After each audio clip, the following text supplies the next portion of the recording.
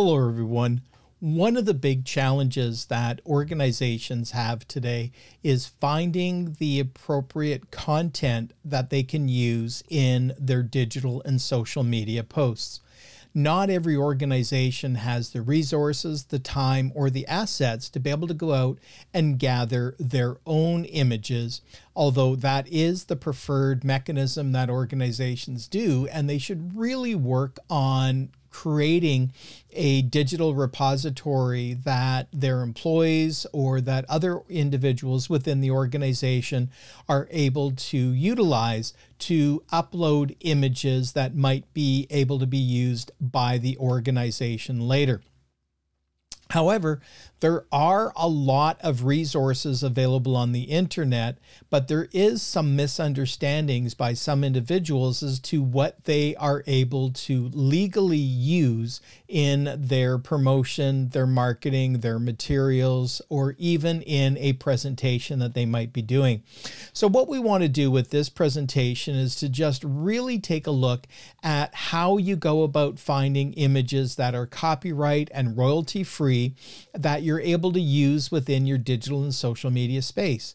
There are a ton of tools and resources out there where you can pay for content and pay to use a number of images that you're able to utilize. But there is such a huge amount of free content that's out there.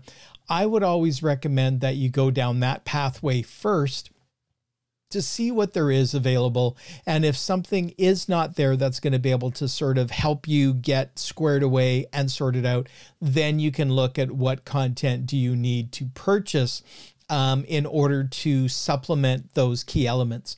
So what we want to do right now is to just go through a short series of video tutorials that are going to be part of this one video presentation, taking a look at some of the different tools and techniques that you can use in order to locate images and locate the pictures that you want to be utilizing.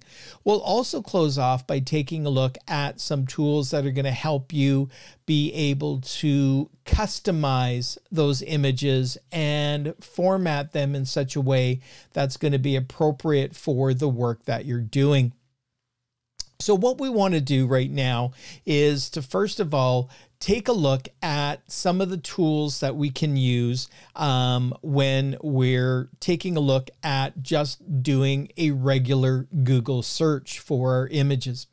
Now, if we go into Google and we simply type in Newfoundland and we come up with a bunch of different results. And if we reduce those general results and simply click on images, there's a ton of different images that are going to show up. Essentially, anything that Google can find online is going to be showing up here in the image search. This could be things that people have posted, things that were images in blog posts that they did, images that are posted on organizations, Google's business profile, etc. That does not mean that you can use these images.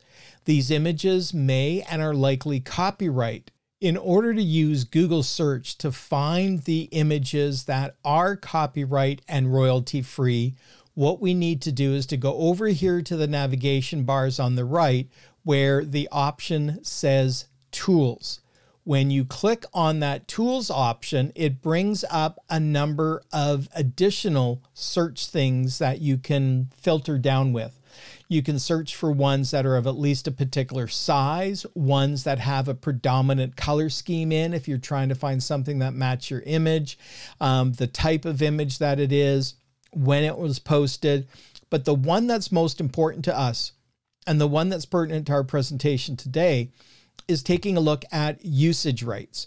And so this is where by default, it's going to show everything that is an all option. So that means that ones that have other licenses that you need to be able to get a hold of. But if you choose a Creative Commons license, that is one where people have uploaded images and attached a license to the images that say you are allowed to utilize these images. And so when we take a look at that, When we check under the Creative Commons license, we still see some images, some that are listed as licensable. Or when we take a look at the search tool that we have, if we take a look at commercial and other licenses, we also see that the details that come up are licensable. Now, when you do click on that image, it shows you that where you can acquire that image, what the license details are, who created it, and what the credit is that is needed. So if we go back to the Creative Commons license and scroll down, we see if we click on this image here on Flickr, we see that we can get that image on Flickr. We see who the creator of that image is. And when you click on the license details, it brings up the information and shows you what you are allowed to do. And so this is where you're free to be able to share and distribute that. And you have the different terms. There's attribution, non-commercial, non-derivatives, or no additional restrictions. And so this is where understanding what the restriction is on a particular image is going to be extremely important for you in managing and making sure that you're not using incorrect images. So here we have this one is on Raw Pixel, and we can see the licensing details there is we see that it is Creative Commons, and we have the 0, which means that there is no copyright. So the person who's associated a work with this deed has dedicated this work to the public domain by waiving all of their rights to the work worldwide under copyright law. So this allows you to be able to copy, modify, distribute, do anything you want, even for commercial purposes. And so this is one of the key things that we need to make sure that we do is with any image that we're just Googling that we may think that we want to include. So here's one on Wikipedia. If we click on our licensing details there, this one here, we see that it is not the 0. We see it as Creative Commons. And so we have the details there. So you need to give attribution. So in this case, you can utilize the image, but you have to give attribution and indicate if any changes were made.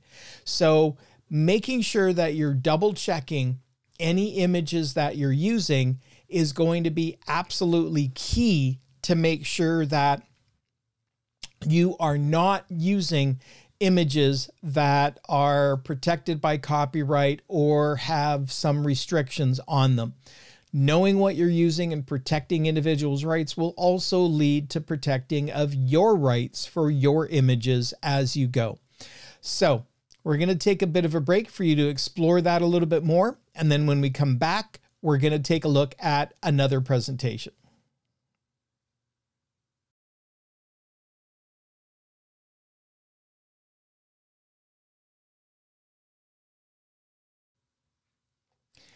All right, everyone, welcome back. In our last part of this video presentation, we took a look at how to be able to locate the images on Google that you have access to and understanding what the copyright restrictions are for the utilization of those images that you may be searching on Google for. There are a number of other locations where we can gain access to images that are free in cost, some which may have the restrictions that you need to provide recognition for where it is, others that are entirely free of copyright and restrictions. So let's take a look at a couple of those different tools in this part of the presentation so we can see where we can gain access that will probably provide us with much higher quality images than what you would find just generally posted on Google, because those may be low-res images that people are using on websites or in a blog post, etc. So Adobe Stock is a paid platform where you can pay to have access to a certain number of images a month or a unlimited downloads depending upon the license that you have. But you do have the ability within Adobe Stock Images to search for free images. And so this is a little known trick in the background, is they have a lot of images that can be found that are going to be free images. And when we take a look, they're free, but there is a license that is attached to it. So as an example, if we decided we wanted to utilize this particular image, it saves it to our library that we've got. And we save that image there. And this gives us the ability within our accounts to go in and access those images that are free. When you look at the license for a particular image, it will tell you whether you have to give attribution to it or if you're free to make any changes. You also have the ability to search on the basis of particular orientations that they've got. So if you're looking specifically for panorama, or you're looking for images that have an empty space for you to add text copy to, you've got those abilities as well. So there's a lot of capabilities here to be able to refine your search even within the free tools that you've got. Now, in addition to Adobe, there is a couple of other really great sites that provide royalty-free content that should be saved on your bookmarks page so that you're utilizing those. One of those is a site called Pixabay, which has a ton of free images on every possible content that you've got. The one thing that you do need to be cognizant of is on a number of these sites that have free content, up at the very top, there are going to be the first images, which are going to be from a paid platform. In this case, they're from iStock, and you can use a coupon and get 20% off. But if you simply scroll past those, then you get to the images that are specified as being royalty free. So if there's an image that you particularly wanted, in this case here, where you've got that, we are then able to go in. We can see the content license that Pixabay uses. And so this is where it says you can use the content for free. You can use it without having to attribute the author, although they do recommend that giving credit is appreciated by the community. And you can also modify or adapt the content. What you can't do is you can't sell or distribute the content and say that this is your original work. So if you wanted to use this image, you could simply click download, and you can see that there are multiple versions that you can gain access to. In this case, you could download a very, very large resolution image and have that available. And so this is a big part that you can utilize. And you'll also see that here within Pixabay, there's also the ability to edit the image directly within Canva, because a lot of the image editing tools are utilizing these different free tools to provide access to images within their platforms, as we see here with the Canva aspect that's there. In addition to Pixabay, there is also Unsplash. Unsplash has a wide range of tools. And again, up top, you've got the premium images from iStock, which would be paid. But if you scroll, you see that there's actually 2,500 images tagged with Newfoundland that are available for free. And so we can scan, we can find the image that we want. We can take a look and we can go, oh, let's go with this one. And so when you go, you can simply click download. And this is where You can access the account for $7 a month if you're doing a paid subscription on that, when you're taking a look at the Unsplashed account and the information that is available. So Pixabay tends to be one of my go-to platforms that are there because there is a ton of content and you've got the ability to download it in multiple resolutions. Why don't you take a look and explore these in a little bit, and then we'll come back and take a look at a couple of tools that can help you with the editing of your images and resizing them to be appropriate for your social media platforms.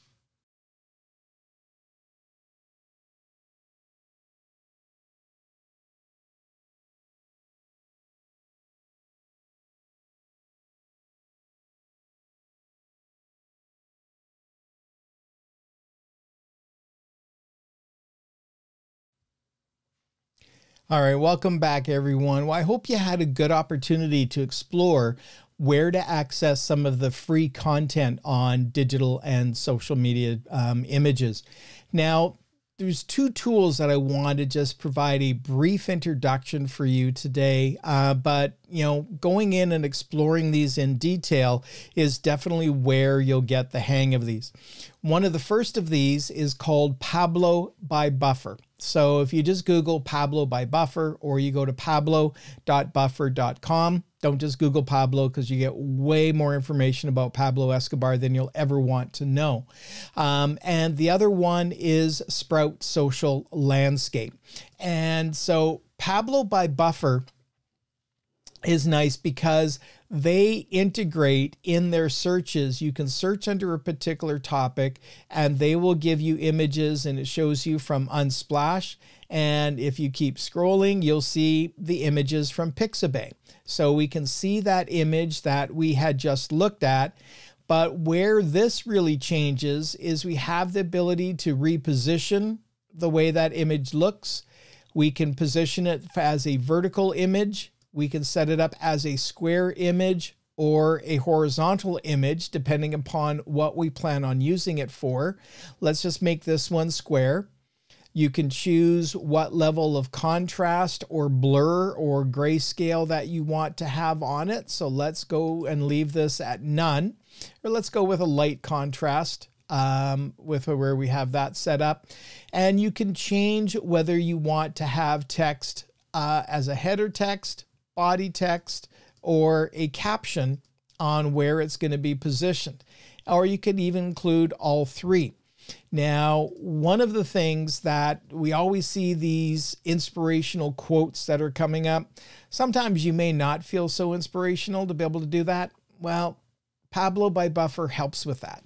It gives you the ability to add particular quotes, and so you can simply scroll through until you find the quote that's going to be appropriate for your particular image on that day or what you want to do.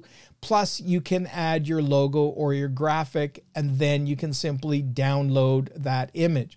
You also have the ability to take a look at additional templates within Buffer or Pablo by Buffer that can deal with announcements or promotions or outreach, depending upon what you want to do. You can also upload your own image into the platform to be able to add those quotes and texts in whatever's appropriate for you. So this is just a real quick, handy little tool for resizing images into vertical, square, or horizontal formats. Now, Sprout Social Landscape goes one step further. Sprout Social Landscape gives you the ability to upload an image, and once you have that image uploaded, you can then automatically resize it for its usage on a myriad of social media platforms. So let's just upload an image and then take a look at the options that we've got available to us. All right, so if we take a look at this image here of the Faculty of Business Administration, when you select that and bring it into Sprout Social Landscape, it will then ask you to pick what networks you want to format that for. Now, If the image is not large enough in resolution to be able to be used on YouTube, then that's going to be removed. And so we see we can't format it for YouTube because the image just is not a clear enough resolution. But if we take a look here and we say, okay, well, let's look at Facebook, Instagram, X, LinkedIn are the 4 platforms that I want to be utilizing this image on. I can simply click next, and then it grays out the ones that are not going to be a high enough resolution.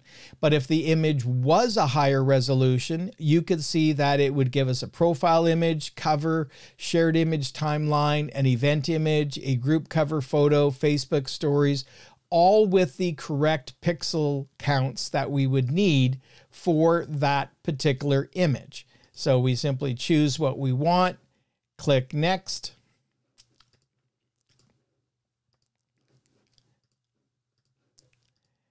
And then what it does is it gives us the option, says, okay, for your Facebook profile image, what do you want to do? And we can then go in to the image, we can zoom and crop on the basis of what it's going to be and get ourselves set to where we want. And once we've got that one chosen, we click next and it's going to say, okay, now you're going to do your Instagram profile photo. And so you can very quickly take an image that you are going to want to be using and format it in all of these different ways. And it simply saves it in the folder labeled for the type of image that it's going to be. So this is a massive time saver if you've got one image that you want to make sure is available in formats for all of your different platforms and to really assist with your branding. So those 2 tools are really key for helping you get streamlined. There are a ton of other ones out there. These are just 2 that have been around for quite a while and have good proven track record and history. If you've got any questions about these, please let us know. Other than that, I would encourage you to explore and take a look at these different tools, Sprout Social Landscape, Pablo by Buffer, and drill into the sources where you've got access to those free tools. If you do have any questions, please let us know. Other than that, have yourself a great week.